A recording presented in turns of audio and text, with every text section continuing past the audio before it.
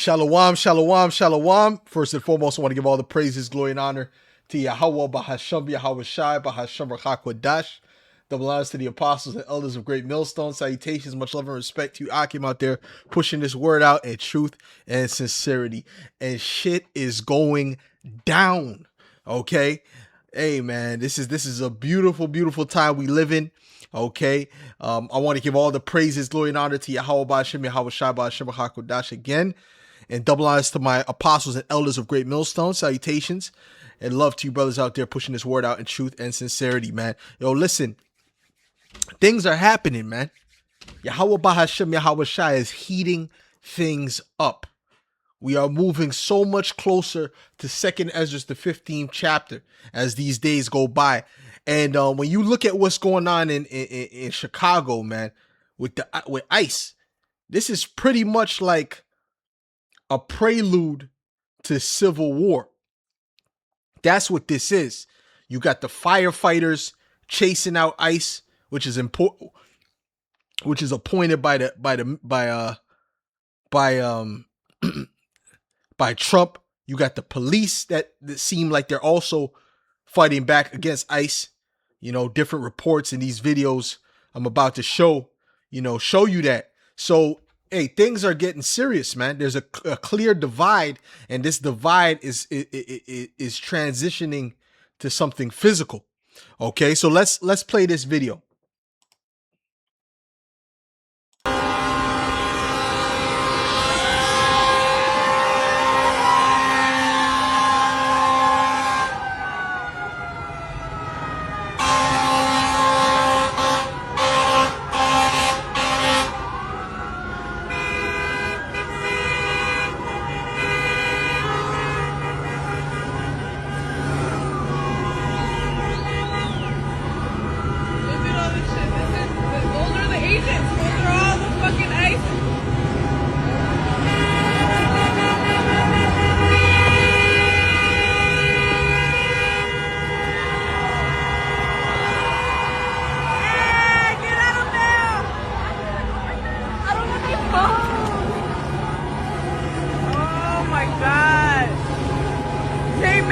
This commotion made him leave.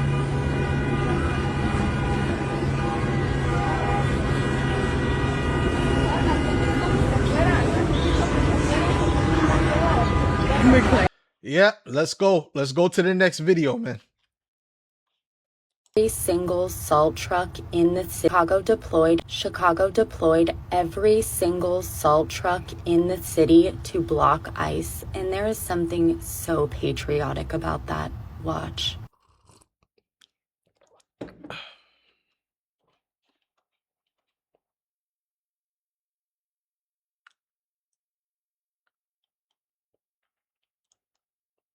This comes after Trump just threatened the city of Chicago with an all-out war, to which the mayor of Chicago responded, quote, "We must defend our democracy from this authoritarianism by protecting each other and protecting Chicago from Donald Trump." Trump claims he's targeting Chicago for their high crime rate, which is rather interesting considering their crime rate has decreased over the last several years. Illinois Governor J.B. Pritzker has already made it known that he does intend to sue the administration if troops are deployed to Chicago. So you see that, all right? You see that. You see what's popping. You see what's happening, okay? Things are getting heated. Things are getting heated, okay? And like I said, this is like a prelude to civil war. You also have people in the military that are not with what's going on, that, you know, are going to turn against their own government. You got those people. All right. It's going to be all out chaos getting ready to ensue. And the prophets of Yahweh Bashim Yahweh Shai have been warning you of this. I'm not talking about these false camps that are promoting themselves and speaking about, you know, they're on that, they're not really speaking prophecy like that, you know? The elementary level Israelites. Now, we're not talking about that. We're talking about the true prophets of Yahweh Ba'ashem Yahweh Shai. Okay, so this is 2nd Ezra 15 and verse 10. It says, "Behold, my people is led as a flock to the slaughter. I will not suffer them now to dwell in the land of Egypt." And you guys are getting prepared for the slaughter, you Israelites, you so-called blacks, Latinos, and Native Americans. You see, they were cheering that ICE left. This is just the beginning. Okay, you're about to moan and weep for what's coming. Yahweh Shai is going to use the left hand, his sword, to bring in great judgment. Okay, great judgment upon you Israelites. It says, "But I will bring them with a mighty hand and a stretched out arm, and smite Egypt with plagues as before, and will destroy all the land thereof." Okay, so Egypt is going to get hit with them plagues, which represent Babylon the Great, America. "Egypt shall mourn, and the foundation of it shall be smitten with the plague and punishment that the Most High shall bring upon it. They that till the ground shall mourn, for their seeds shall fail through the blasting and hail, and with a fearful constellation. Woe to the world and them that dwell therein, for the sword and their destruction draweth nigh." The sword is coming. The sword is coming. We told you the sword is being sharpened. That's Ezekiel, the 21st chapter, man. I'm going to have to get that. Okay?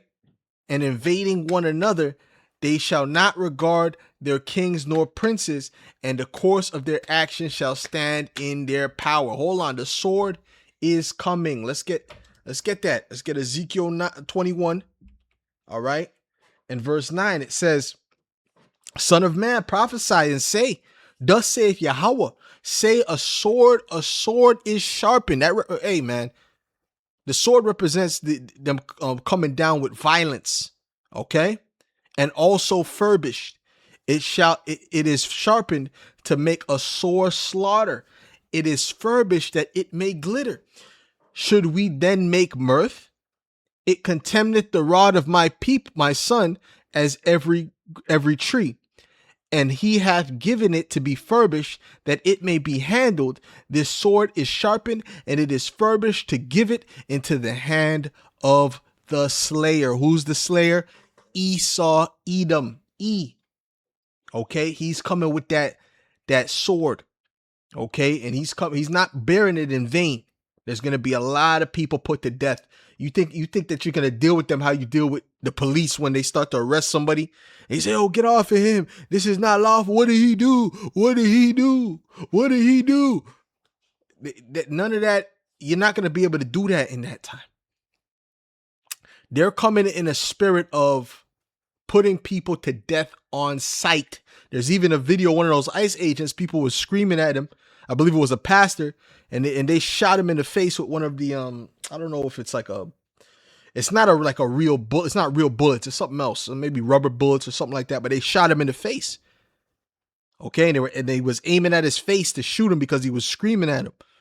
So we're coming to that time where that's not gonna be no fake bullets, all right, or no beanbag bullets. That's gonna be some real hollow point bullets taking off people's heads, with people that don't give a damn about human life. This is the time that we're coming into, man. Okay? So let me read verse 15 again, 2nd Ezra 15 and 15. It says, "For the sword and their destruction draweth nigh, and one people shall stand up against another, and swords in their hands. For there shall be sedition among men, and invading one another." Sedition means that they're going to be speaking about uprising against the government. Hey, they're not going to have any hope in this place. People are losing hope in this place day by day. Okay, even the ones that were patriotic. He says, "They shall not regard their kings nor princes, and the course of their actions shall stand in their power. A man shall desire to go into a city and shall not be able. For because of their pride, the city shall be troubled, the houses shall be destroyed, and men shall be afraid." Yeah. Okay, fear is getting ready to come to these people, man. "A man shall have no pity upon his neighbor." Hey, when the martial law is set up, and there's a curfew, and if you don't listen to that curfew, you may get popped in the face, man. Yeah, they're gonna bring everything they need to justify coming down with heavy draconian laws. Heavy. Okay? And Trump is the guy to do it. The cruel Lord is the guy to do it. It says, "For there shall be sedition among men, and invading one another. They shall not regard their kings nor princes, and the course of their actions shall stand in their power. A man shall desire to go into a city and shall not be able." Yeah, that's them blockades. Okay? You're not just going to be able to go from place to place. It's going to be checkpoints. "For because of their pride, the city shall be troubled, the houses shall be destroyed, and men shall be afraid." You understand? Yeah. Men shall be afraid. "A man shall have no pity upon his neighbor, but shall destroy their houses with the sword and spoil their goods because of the lack of bread and for great tribulation." You're going to see the true nature of these people come out. The beast-like nature of these people come out when there's no more bread left. Okay? When there's no more bread left. All of these people that you see, that that's living off of welfare or whatever the case may be, that's going to these jobs and working to make ends meet. All of those things are going to be washed away. All of those things are going to be washed away, and they're going to resort to any means necessary. All right? Any means necessary. But hey, this man, the cruel Lord, he just says whatever. He says whatever he wants, whether it's factual or not, to justify what he does. And I find this video and other videos like this pretty amusing when he speaks about Portland, how it's a war zone, and then people have these videos showing what's really going on in Portland. I have to laugh because it's actually funny. It just proves to you that it's all BS. Okay, it's all BS, and they're coming in with that they're coming in with that tyranny, ultimately trying to establish their NWO. Okay, let's play this. Is unbelievable, but Portland is unbelievable. What's going on in Portland? The destruction of the city. Well, I'm going to look at it now because I didn't know that was still going on. This has been going on for years. So we'll be able to stop. I don't know. That was funny to me, man.